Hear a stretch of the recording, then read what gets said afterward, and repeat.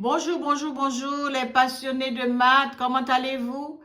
C'est Maridina, j'ai une petite soustraction. C'est une soustraction de deux fractions à vous présenter en images. Je vais juste faire une petite explication vite fait. Et puis, on peut dire pour ce week-end, on va faire soustraction et addition pour ce week-end, d'accord? Alors, je ne peux pas vous laisser comme ça. J'ai dit que je vais vous envoyer cette image avec ma voix que vous allez entendre. Comme ça, j'ai fait quelque chose quand même. Alors, on a soustraction de deux fractions. C'est 4 cinquièmes moins 3 septièmes. Comme on a dit que pour la soustraction, de même pour l'addition, il faut avoir un dénominateur commun. On va rechercher le dénominateur commun que vous regardez sur le petit tableau. On a comme dénominateur commun, on a 5 et 7 comme dénominateur. Les deux fractions, on va chercher un dénominateur pour les deux fractions. C'est-à-dire, les deux fractions vont avoir un seul dénominateur. Pour cela, on met les dénos 5, 7. Après, on cherche les chiffres qui divisent 5. Le chiffre qui divise 5, c'est 5. On met 1 en dessous parce que quand 5 divise 5, ça nous donne 1. Après, en 7, on n'a pas, on met un trait. Et puis, on va chercher pour le 7. Le 7, c'est 7 qui divise 7. Alors, on met 7. Alors, en dessous de 1, on met le trait. Et puis, on met quand 7 divisé 7, c'est égal à 1. Et puis, le résultat, à côté de là-bas, on multiplie 5 fois 7 qui nous donne 35. Pourquoi j'ai fait cette méthode? Cette méthode, elle est bonne pour quelle que soit l'addition, la soustraction qu'on a. D'accord? Alors, on a trouvé 35 comme dénominateur commun.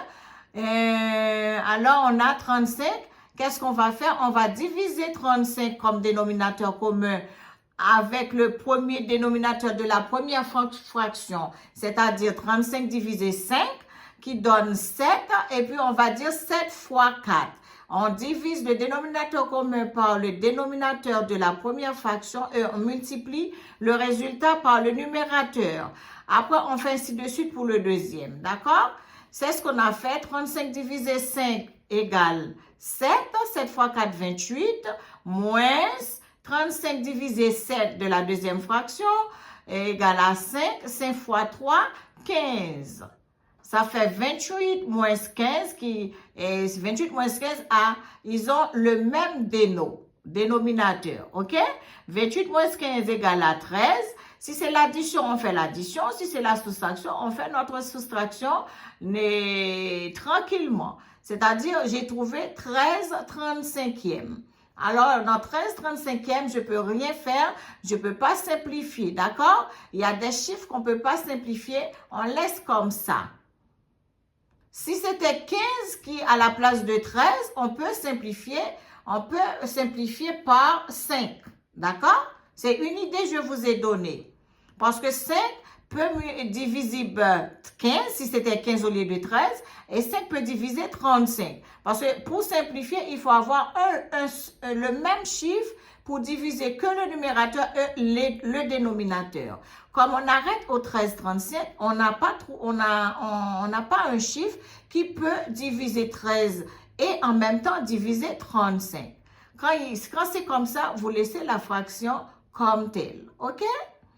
Alors, sur ce, je vous souhaite une bonne compréhension, que Dieu vous ouvre l'intelligence et la sagesse pour apprendre, parce qu'on n'est pas trop grand pour apprendre. On peut faire un petit rappel aussi, parce que des fois, on oublie des choses qu'on avait appris. Ça fait un bon petit moment, soit 10 ans, 20 ans, 5 ans, 2 ans, 3 ans.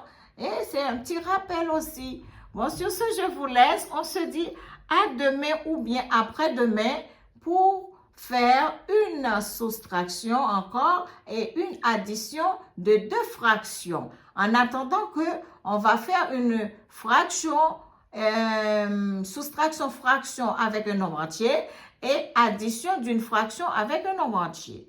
Je vous laisse. Alors, à la prochaine. Merci.